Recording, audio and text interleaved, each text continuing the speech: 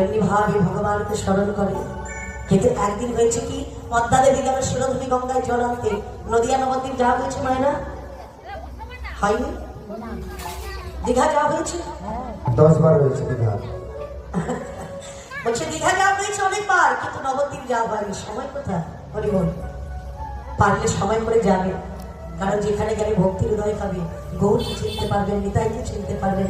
নিতাই পদ কমল প্রতিচন্দ্র সুশীতল, যে ছায়ায় জগৎ জোড়া।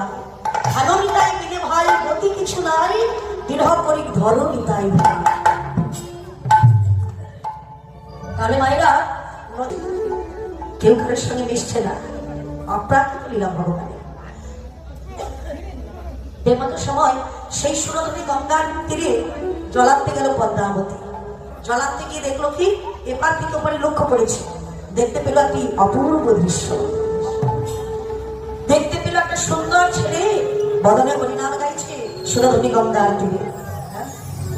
ছেলেটিকে দর্শন করে মায়ের মনে বাসনা হলো, আহারে কত সুন্দর একটা ছেলে, দেখো ওই ছেলেটা যদি আমার ছেলে হতো, কত যত্ন করে মানুষ করতাম, কত আদর্শ ভালোবাসা দিয়ে মানুষ করতাম। ও আমাকে আমার সাথে